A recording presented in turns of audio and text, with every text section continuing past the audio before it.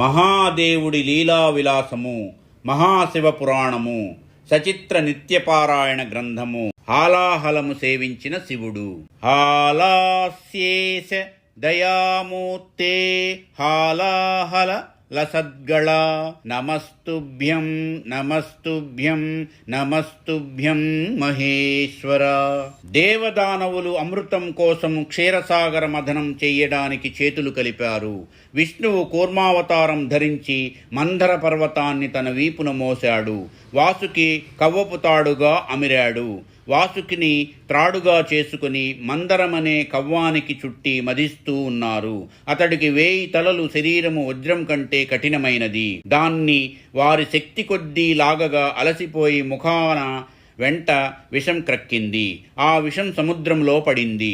ఇంకా గట్టిగా లాగగా అగ్ని పుట్టింది. అది చూసి దేవతలు, రాక్షసులు సముద్రంలోని నీటిని దానిపై చల్లగా మరింత ప్రజ్వలించింది. ఈ సంగతి వాయుదేవుని వల్ల తెలుసుకొని మహావిష్ణువు వర్షం కురిపించాడు.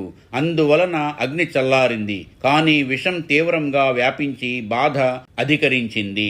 ఆ జ్వాలకు వారు నిలబడలేక పారిపోయారు. అంతకంతకు విషం వ్యాపిస్తూ ఉంటే ఆ బాధ సహింపలేక దేవతలు స్వర్గానికి, రాక్షసులు నాగులు పాతాళానికి, బ్రహ్మ సత్యలోకానికి, ఈశ్వరుడు కైలాసానికి పారిపోయారు. చూడవచ్చిన చక్రవర్తులు, మునులు మొదలైన వారు 12 యోజనాల దూరం పోయి నిలబడ్డారు. కానీ అక్కడికి కూడా దాని వేడిమి తగలసాగింది. అక్కడ గరుడుని పైనున్న విష్ణుమూర్తి చల్లని వాడై అమృతమును, మంచును వర్షిస్తూ ఉన్న చంద్రుని వద్ద ఉండడం చేత లక్ష్మీ అప్సరసలు వజ్రమయ శరీరులై రక్తమాంసాలు లేనందున నిధి పురుషులు మాత్రం ఎప్పటి చోటునే ఉండిపోయారు. అయినప్పటికీ విష్ణువు శరీరము విషపు వాయువుచే నల్లబడింది.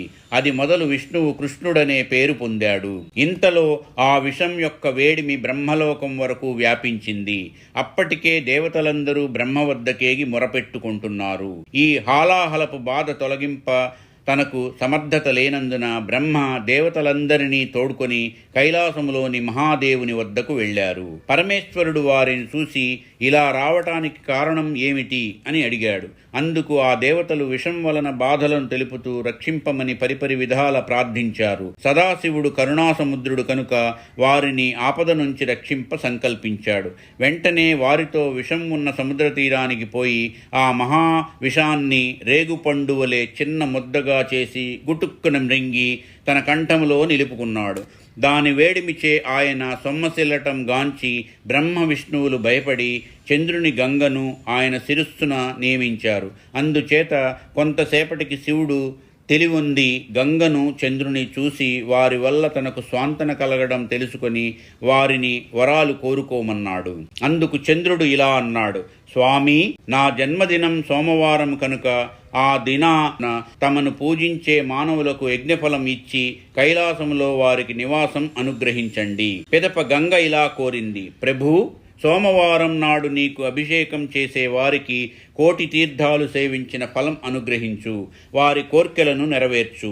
నేటి నుంచి చంద్రశేఖరుడు, గంగాధరుడు అనే నామాలు వహించు. వారి కోర్కెలు పరమేశ్వరుడు విని అట్లే అనుగ్రహించాను. ఏ మాసంలోనైనా కృష్ణపక్ష చతుర్దశి సోమవారం నాడు నన్ను అర్చించే వారికి కోరిన వరాలు తప్పక అనుగ్రహిస్తాను అని వాగ్దానము చేశాడు. కంఠ ప్రదేశంలో గరళం నింపుకొన్నందున అక్కడ నల్లని మచ్చ ఈశ్వరుడికి ఏర్పడింది. అందుచేత ఆయనకు నీలకంఠుడని పేరు సార్థకమైనది. ఓం నమః శివాయ. ఓం నమః శివాయ. ఓం నమః శివాయ. సర్వం శ్రీ ఉమామహేశ్వర పరబ్రహ్మార్పణమస్తు. స్వస్తి. మా ఈ వీడియోలు మీకు నచ్చినట్లయితే please like, share and subscribe.